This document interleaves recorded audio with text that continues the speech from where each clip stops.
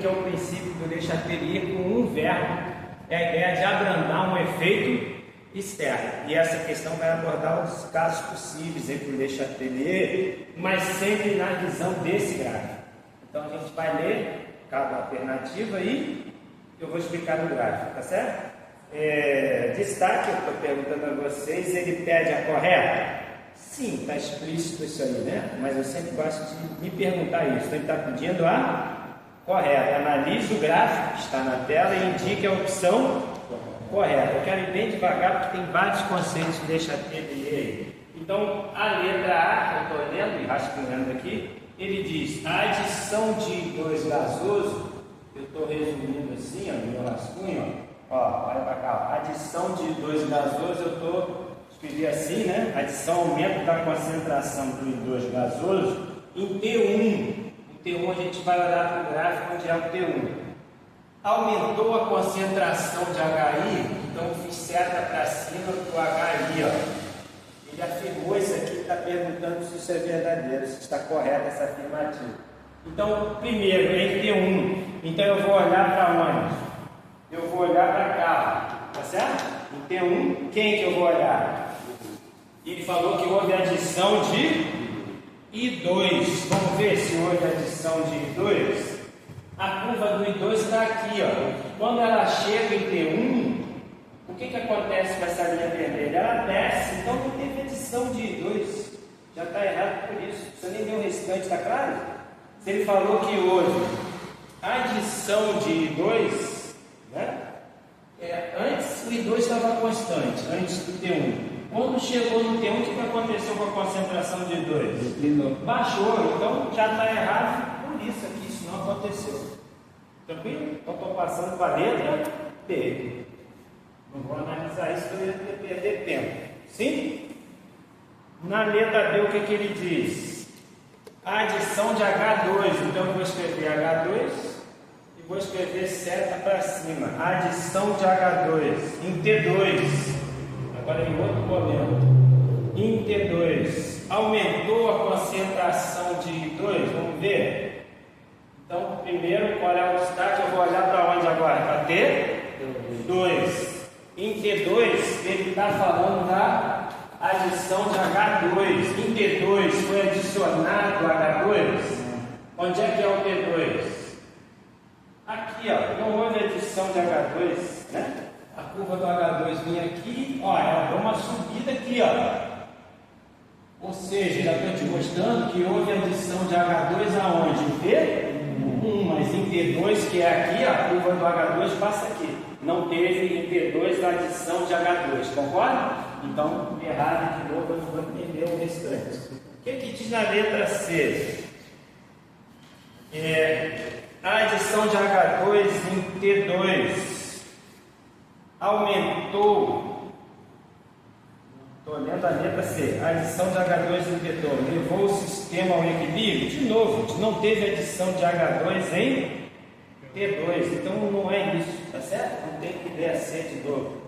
Então estou indo para a letra D de dado. O que diz na D de dado? A adição de H2 em T1. Adição de H2 em T1. Vamos olhar já para o gráfico. Aumentou a concentração de HI. Vamos olhar? Calma. Primeiro eu vou olhar para onde? Vou olhar para T1. Em T1 aumentou a concentração de H2. O T1 está aqui, ó. Onde é que está a linha do H2? Vermelho aqui, ó. Então a concentração de... Aqui é T1. A concentração de H2 veio constante. Quando chegou em T1, ó, ela aumentou verticalmente aqui. O que é isso na prática? Já abriu-se o reator e injetou-se H2 dentro do reator. É isso que aconteceu. E quando injetou-se H2, subitamente aumentou. Nesse instante, T1 aumentou subitamente a concentração de H2. Né? É isso que está escrito. Então, até agora, isso aqui aconteceu. Mas, como consequência dessa introdução de H2 em T1, aumenta a produção de HI. Então, quando você joga o H2, olhando para cá e depois no gráfico, se eu aumento a concentração de H2, com um verbo, o princípio de Le Chatelier fala em abrandar o efeito reator e injetou-se H2. Então passou outra quantidade de H2 maior. Como é que se abranda isso? Transformando o H2 em HI. Resumindo, recordando o deslocamento do Le Chatelier, eu disse a vocês que quando se adiciona um reagente, desloca o equilíbrio no sentido dos produtos. Então, se adicionou o reagente H2, deslocou o equilíbrio, aumentando a produção de HI, como forma de abrandar o efeito externo que foi a adição de H2. Mas a gente quer entender isso no gráfico, a gente quer enxergar isso no gráfico. Então, vou olhar para o T1 e vou olhar para a adição de H2, que está expressa aqui, ó. Né? Quando aconteceu essa adição de H2, o que aconteceu com o HI? Você vai falar, por que você está mandando olhar para o HI? Porque ele falou que aumentou a concentração de HI no mesmo instante T1 que adicionou o seu H2. Então eu quero olhar para o HI nesse instante T1 aqui. Aqui, ó, o HI vinha constante, e aí, ó, a curva do HI começa a subir, mostrando sim que aumentou a concentração de HI. Ou seja, isso está visto no gráfico também, tá bom? Mas agora eu quero que... Então a letra D está correta e ela é a resposta, tá certo? A resposta é a letra D. O que eu quero agora? Dar um extra para vocês, tentando entender isso matematicamente. A gente já viu no gráfico, viu pelo princípio de Le Chatelier. Rapidinho, como é que fica a expressão de Kc disso aqui? Fica a concentração de HI, que é produto, elevado a 2, dividido pelos reagentes. Quem são? O H2 e o I2. Eles vão estar elevados aqui. É mais aqui? Não é vezes, né, gente? Aqui é vezes. Mas estão elevados aqui. A equação é balanceada com 1 aqui e 2 nos produtos. Então o 2 eu já elevei aqui, ó. Aqui eu tenho que elevar 1. Você vai falar, mas se elevar 1 não muda nada. Só para você não esquecer quando for diferente de 1. Resumindo, cheguei à expressão de Kc. O que eu quero agora como complemento da questão? Entender a matemática e visualizar isso no gráfico. É isso que é enriquecedor para você, se eu conseguir explicar isso agora. O que ele disse que rolou? Aumento da concentração de H2. Detalhe, o nome disso é constante de concentração. O que é constante? É um número que não muda. Isso estava expresso no gráfico antes de T1. Vamos ver? Antes de T1 havia equilíbrio químico e concentrações constantes. Olha lá, o T1 está aqui, ó. Antes do T1, olha como é que estava a concentração do HI. A do I2 e do H2, as três estavam paralelas ao eixo horizontal, ou seja, as três concentrações de HI, de I2 e de H2 eram constantes. Isso, por definição, é equilíbrio químico. E essa conta gerava um número chamado Kc. Mas esse número, a ideia é que, se o sistema continua fechado, a ideia é que esse número é uma constante. Ele pode mudar de repente, numa variação súbita de temperatura.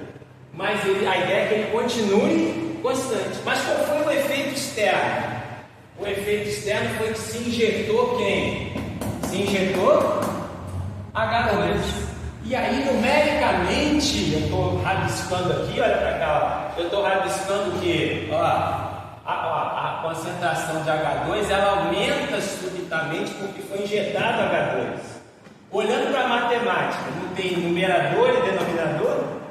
E aqui não tem que ser constante? Se esse H2 aumenta, para que esse número continue constante, se você aumenta o numerador e quer manter essa conta constante, você tem que aumentar também quem? O numerador. Repetindo, é uma razão, é uma matemática. Tem um numerador e um denominador. Ele aumentou a concentração de quem? O numerador. Então, para essa conta continuar dando o mesmo valor numérico, o nome disso é constante, se você aumenta o denominador e quer que o número não mude, tem que aumentar na mesma proporção quem? O número que está em cima, que é a concentração de HI. Está claro? Me responda de verdade. Então, por que aumentou o H2 e porque esse número não pode mudar? para não mudar o número. Quando se aumentou o denominador, aumentou também o numerador. Está aqui a prova visual. Quando aumentou o H2, e o H2 na expressão de KC, ele é denominador, tá certo? Olha lá, o H2 é denominador. Quando aumentou o denominador, teve que aumentar também o numerador, que é quem? Olha lá, quem é o numerador? O H? E por isso que aqui aumentou também. É isso. Ou seja, essa questão tão importante. Ela casa o princípio de Chatelier com afirmativas de ver e falso, com a interpretação gráfica e você enxergar o número KC no gráfico.